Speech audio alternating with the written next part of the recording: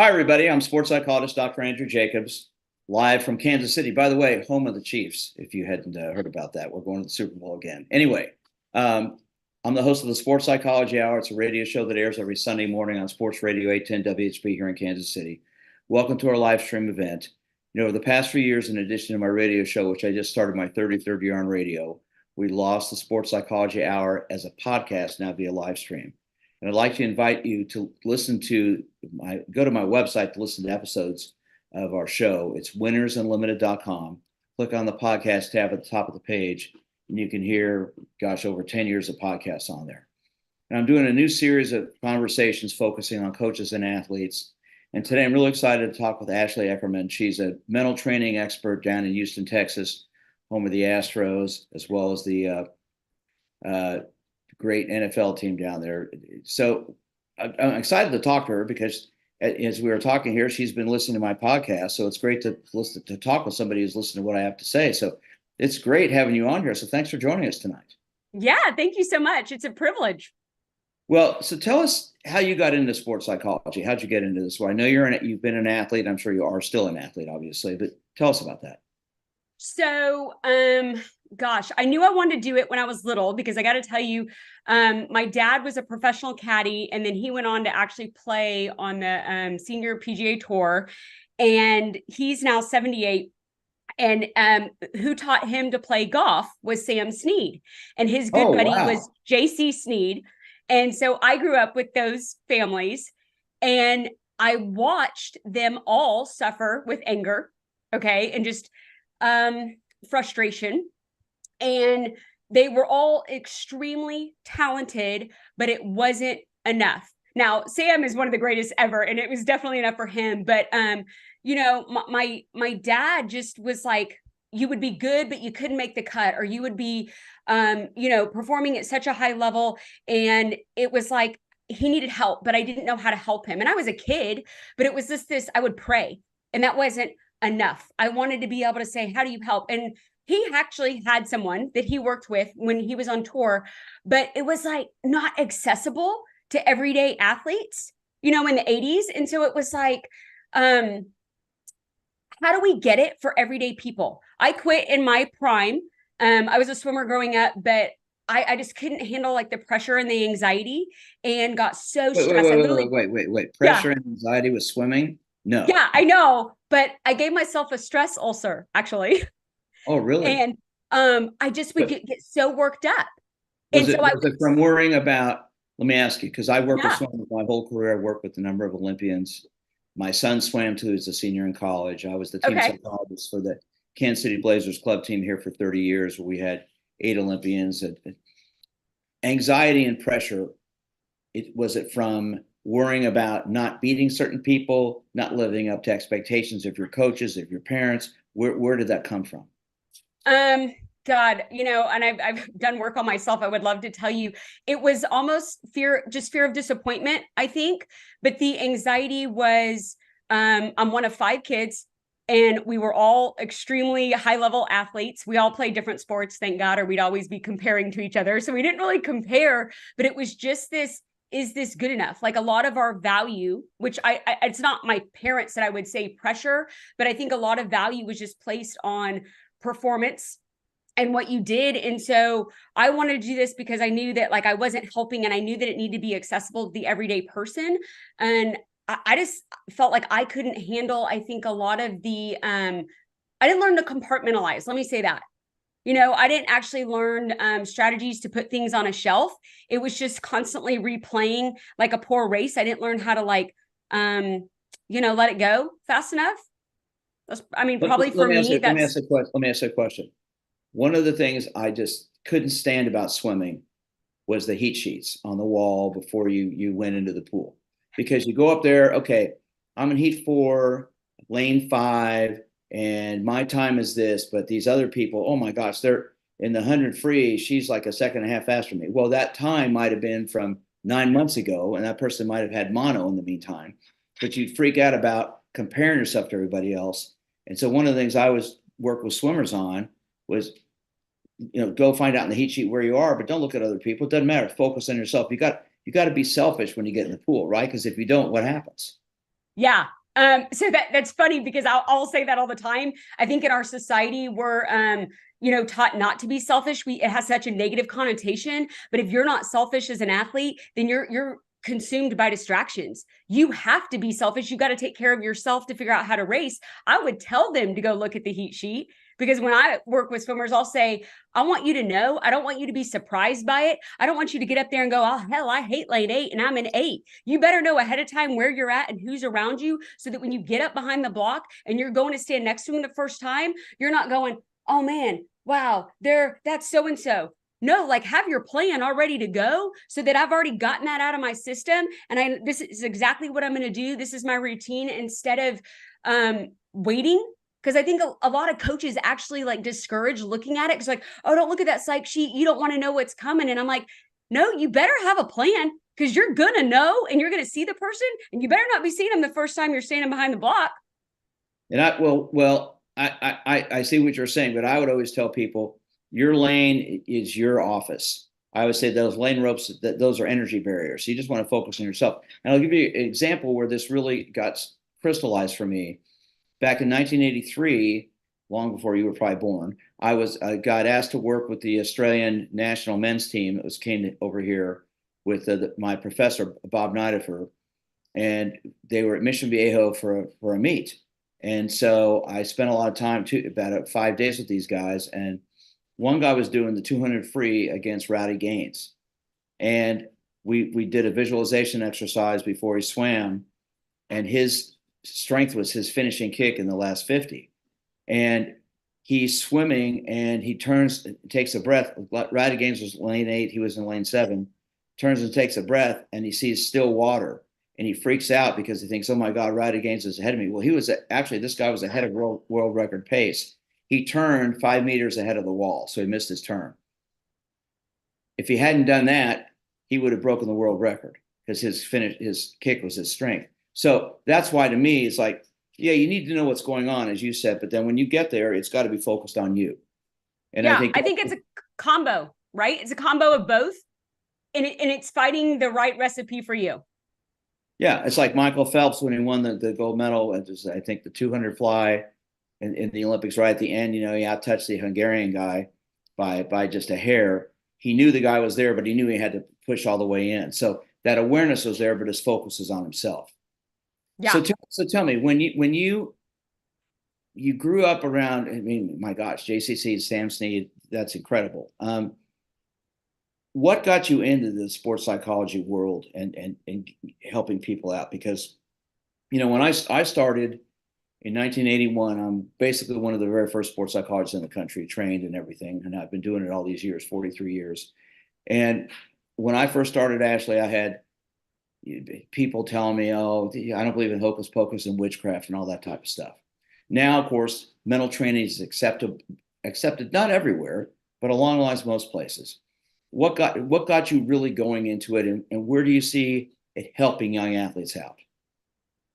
So I will tell you, I knew I wanted to do it because I knew it existed, even if it wasn't like maybe as easily accessible for everybody, high school athletes.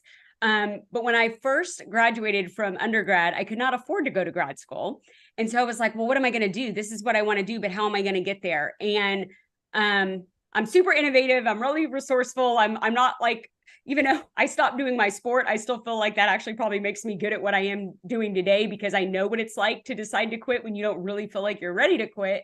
But I went and coached for years. So I coached for 14 years.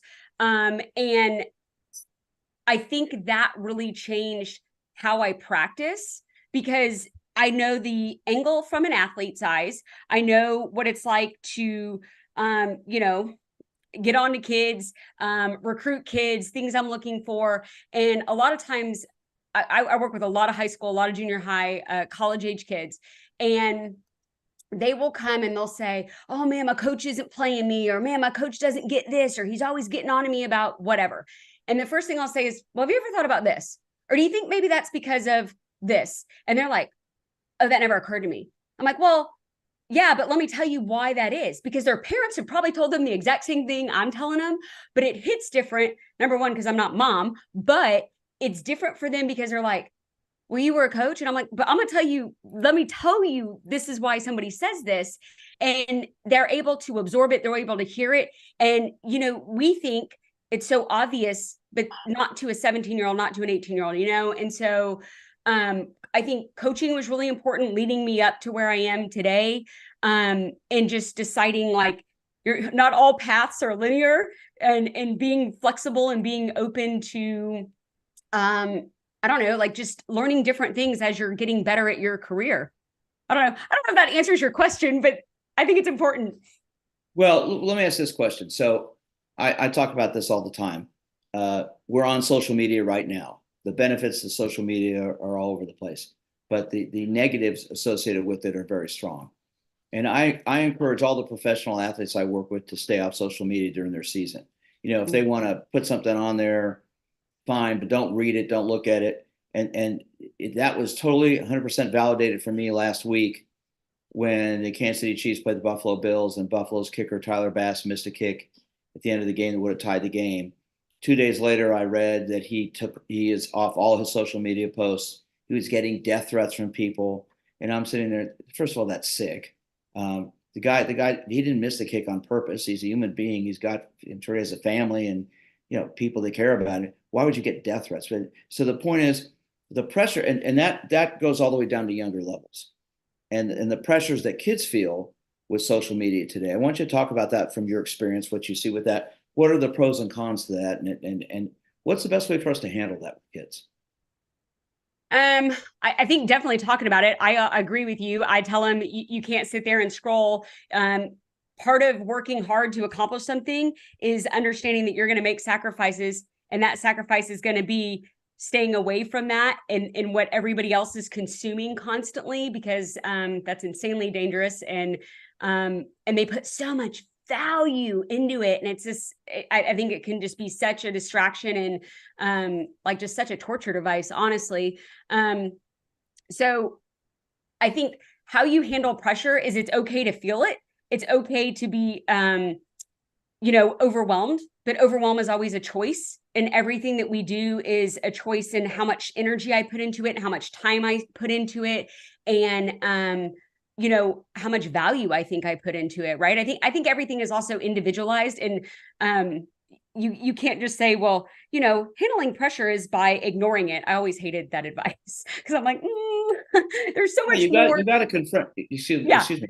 You have to confront things, yeah, and avoid. It's like I've got a young lady I'm working with right now as a high school basketball player, and she got benched from the starting lineup, which is okay. She's okay with that because I said, you can learn a lot by coming off the bench and seeing who you're going to guard and who's going to guard you and how that's all going to work. And she took that advice and has gone with it. But her coach doesn't communicate with her. Her coach won't tell her what he's going to do. So it finally got to the point where she's tried to talk to him and talk to her. So I don't usually get the parents involved, but in this situation they had to. So the parents and her met with the coach, and the dad just opened and go, look, my daughter's going to do the talking, but here's why we're here. She's frustrated because you don't talk to her. We're here because we want to encourage you to talk to her, and we want to get this going. We're going to step back, but we want to know what's going on because it's affecting her self-esteem, her self-confidence, her self-value, and you need to give her some feedback. And the coach is like, well, I didn't know I was doing that. All right. So, so much comes from, I think, the communication or lack of communication that goes on with kids and coaches. I always say, Ashley, a good coach checks his or her ego at the door. It's not about the coach, it's about the athletes. But unfortunately, we get too many coaches at the younger levels where their egos get involved, and then that messes these kids up. What are your thoughts on that?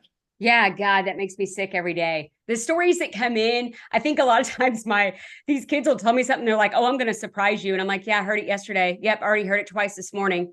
You're not going to surprise me. And that's the saddest part, because the comments that get made are uglier and uglier. You're not going to change that. So many people think that they can coach, and they coach just like they were always coached. And man, we've learned a whole lot lately. There's so many things that you can do. You don't have to motivate with negativity. I don't think you have to encourage by threatening or taking something away. I think there's so many things that you can do now to build momentum. You actually have to build culture. You cannot just assume it will take care of itself. You have to step in there and decide what kind of team you're going to have. And I think a lot of coaches make assumptions about, oh, they're kids, they'll know. No, they don't know if you don't teach them. They don't know. And they're going to do whatever's modeled, right? Like all behaviors learned. And so they're going to go off of you. I try to tell a lot of kids that will come in with the same type of coach that doesn't actually communicate. I mean, just like the story you told. And I'll say, here's the deal. I can't change that for you. And we're probably not going to understand why he says that or why he doesn't tell you or what's going on. But take the feedback, like take in what he's telling you to change. If it's something about your follow through, if it's how you're getting open, if it's something you can do to be more aggressive, like take that, but you don't have to interpret it. Like stop interpreting, why is he saying this? Why is he holding me back? Why isn't he giving me more playing time? Because you're never going to figure that out. And then all your energy is drained trying to concentrate on what you can do to seek approval. And you're not probably going to get it. So it's like, let's figure out what I can take in so I can take a little bit of ownership over it, but not let that determine how I see myself, not see me through how he's utilizing me. Because how he utilizes you is probably not a reflection of your talent. You know, I know so many athletes I've worked with over the years who carry with them the pain from something that a coach said or did when they were younger. And one of the things that I think needs to be done in our profession is educate coaches about the impact they have on these young kids. Now I'm in Kansas City, as I said, a little bit biased, obviously, with the Chiefs and everything, but I've never met Andy. I work with several Chiefs players privately. I've never met Andy Reid. But what I hear from all the players about him is he's a listener. He communicates. If somebody screws up, they deal with it and they move on from it. There was a game 4 or 5 games ago. Travis Kelce got real frustrated, slammed his helmet down, was off to the side. One of the equipment guys grabbed a helmet, and Andy Reid said, "No, don't give it to him." And then he talked to Travis. And after that, since that game, Travis has been the epitome of a superstar with the way not only he plays, but the way he's acted. He's been a great teammate. And in just listening to the interviews afterwards, it's like Travis said, Coach Reid put me in my place. I respect him, but it's right. Good coaches have great relationships with their athletes because they can communicate with them and they listen. I always like to say a good coach is a good communicator. A great coach is a good listener. And I think that's part of the issue, especially with younger kids. They don't. Sometimes the coaches they have don't take the time to listen. Why are you here? What do you want to accomplish? What do you want to get from this? And that's where I think a lot of the stress and anxiety can come from. Let me get your thoughts on that. Yeah, no, I agree. I think, a good coach, but I mean, you already said it earlier, is not about the record. It's about developing the kid. And that's not always the best role or maybe the thing that you want to do the most, but they're going to remember everything you said. And it was a comment for you a lot of times, but there's things I remember. I'm 43. There's things I remember when I was 12, 13, and I know better and I remember them. So, think about all those kids that just hold on to comments in those moments when you were frustrated and they think that's how I am. And that was just a heated moment. And there's not going to be times when you like your coach all the time, but he's trying to teach you a lesson or she's trying to teach you something that it's very valuable. I think it is about a dual relationship with respect and being invested in helping them. And then I think it goes back to communication. You've got to teach people what you want out of them, not expect them to know.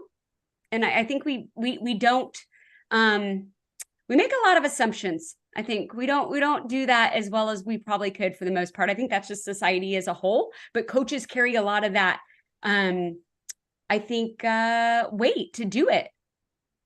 Where do you see the role of the sports psychology field now? I mean, when I started, like I said, 43 years ago, nobody had heard of it. I interviewed at 4 local colleges here. And I inferred earlier, one athletic director told me I don't believe in hocus pocus and witchcraft, and threw his cape over his shoulder and walked away. And I was just like, oh my gosh. Yeah. I was one of the first sports psychologists in baseball at the Royals in 1990. I worked the Olympic team in the 80s with our cycling team. We won 9 medals in the 84 Olympics. I work with our indoor soccer team. I was at the University of Kansas first sports psychologist. I've got all these things I've done, but I've constantly encountered coaches who don't want to deal with this stuff. They don't want to have somebody in the sports psychology field around because either you're threatened or whatever. What's your perspective on that, and how have you handled that? I think avoidance is a problem, right? If you're avoiding something, then you're not educated on it. You don't know what it can do. You don't know what it can unfold for people. I mean, teaching people how to gain composure and how to come back from mistakes and how to control emotions and how to make decisions quickly and how to return from energy and injury. It's a skill. And I think a lot of like just the stigma in general is it's come a long way, but it's definitely still there. And I think a lot of that is from something is wrong with me if I seek out help. And I think something that I've always tried to preach is you're literally trying to get the edge. You're trying to get an advantage, right? You're trying to enjoy your sport. You're trying to have fun and you're trying to learn how to problem solve because you're coming and seeking help because of your sport, but ultimately it helps you in relationships, it helps you communicate, it helps you in school, it helps you in interviews. Like if you learn how to advocate for yourself and how to talk about what you're good at, because most people are not good at that, you will be a better human. So I think the idea behind just mental skills training, mental performance coaching, sports psychology, it doesn't matter what you call it, you're trying to improve how you live. And so I think if you take the approach of, this is a way to develop a better mindset so that you're not overwhelmed, you're not a person that's constantly second guessing and overthinking, you're developing confidence instead of maybe always leaning towards the word psychology, because I think that's the threatening word for people. Because I know when I see athletes, a lot of times if their parents, or I work with a lot of sports medicine, orthopedic doctors that send people to me and they'll be like, oh yeah, you need to go see Ashley. And the first thing I throw out is, okay, look, I'm not going to be your therapist. I'm not going to talk about your childhood feelings. I don't want to fix you. Okay. I just want us to be clear and just call me a brain coach. And I purposely try to like lower, I guess, all my training and things like that, because I'm like, I don't want you to get hung up on something's wrong with you, because it's not. You're literally trying to figure out how to perform better, and your physical isn't enough, right? Like your mental capacity needs to match the physical capacity for you to truly meet your potential. So I think instead of maybe having people come in and this is all my training, I think sometimes lowering it down and just being like, I'm just a coach, just like a strength and conditioning coach, just like a SAT prep coach, just like a nutritionist or something else that you would hire. You're just hiring an expert in the mental field. That's all we're doing. And we're just going to give you strategies and we're going to give you tools so that you can do all the things that you've wanted to do. That's what I'm going to teach you. Are you okay with that? Is that something you could learn? I think changing how it gets talked about is key for people to be more receptive and more open to it. When I first started, and I remember the indoor soccer team here in Kansas City Comets I work with. And when I first got hired by them, they were 2-9. They were struggling. The head coach resigned the day I was hired. The assistant coach became the head coach. We're still the best of friends. That's from 1984. His name's Rick Benben, great guy. And Rick said, "Look, what do you want to do? How do you want to do it?" And so one of the first trips I went on, we were in Las Vegas, and I did a visualization exercise with the team in the Thomas and Thomas and Mabee Center. I can't remember what it's called, at UNLV. And we had guys from 12 different countries on our team. So they're laying down in the shower, and I just took them through this. And there was a guy from Hungary who was on our team. And he got up and went over to me. He goes, "This is important stuff. We do this in Hungary, not in the United States. Keep doing it." And eventually guys really bought into it. At first, it's like, "Oh, we got to shrink. But then it's like, okay, he's just one of the guys. And I think that's where it works. I found through it, and I can tell with your energy level that anybody that works with you is going to love it, because I can tell your enthusiasm, your knowledge, your experience. And that's what we need in this field in the future, people working with us who understand what's going on. There are a lot of people out there who aren't trained, don't know what they're doing. It's great to say I'm a mental training expert, but they don't have any background or training in it. So we need more people like you, Ashley, involved in this. And I just love your enthusiasm because I can see it's there. So let me ask you my three definitions I always like to ask everybody. See what you say. I want to know what your definition of winning is. Definition of winning? Yes. I gotta say achieving your goal. Because and I realize that sounds probably very cheese and very generic, but I'm gonna tell you something. I think winning has to be about what you want and what's important to you. And so many athletes that I work with come in out of fear of disappointment. Like, I can't let down my coach. I can't let down my parents. And the parents are in the background going, well, they can never let me down. I was like, yeah, obviously. That's so clear. I mean, where do you think they came up with that? And no, I know that that's true. You and I know that's true, but they obviously don't perceive that. So that may have been your intention, but I think so many people place like what they want to do based on the expectation that someone taught them or trained them was the most valuable or important thing. And then that's why they have a problem with pressure in the first place. So if you back up and I go, what do you want? Let's figure out what you want, because, I think athletes also get caught up in measuring success based on stats. And it's really just has to be like, obviously your personal effort, what you were trying to achieve, what's important to you. And that doesn't get taught enough. And that's really, in my opinion, the secret to like purging perfectionism and like being okay with your level of what that is and not someone else's and what it always should have been, kind of thing. You hit it right on the head. Now, losing, what's your definition of that? How would you explain that? Well, God dang, I've never been asked that one. Well, I have to say, losing for me would be when you give up, right? Because I don't know, what's a poster that's on every damn coach's wall or something that's like, you don't lose, you learn, or something like that, So I think it's more of when you decide it's not worth going out there, it's not worth finding out. And I have so many that they're afraid to try something new, and they're afraid to be a beginner. And like at some point when you are at a new level of competition, or you're a college athlete for the first time, or you're learning a new skill at a new level as a gymnast, it doesn't matter. You're going to not be great at that skill or whatever it is. But so many people are afraid to be that beginning stage again that then they quit. So then you lost, because then it's over. You hit that one on the head. You're 2 for 2. All right, let's go with the last one. Self-confidence. What's your definition of that? Okay. As you drink out of your Texas Tech cup, where your most famous graduate right now, Patrick Mahomes, exudes self-confidence in everything he does. So tell me what it means to you. Okay, I'm not going to answer your question like you want, but you want to know what I love about him? He is humble, but he's still hungry. And he gives credit to a lot of people, but he also knows that he has to be a leader and lead. He can't just expect others to do it for him, but he does have like grace. And so for me, I think confidence is the person that isn't going to take all the credit, but then also knows when they make a mistake or they do something wrong, they're going to figure out a way. And I'm confident in a lot of stuff. I actually really always have been. I didn't apply it all the time, but I'm confident because I know I'll figure it out.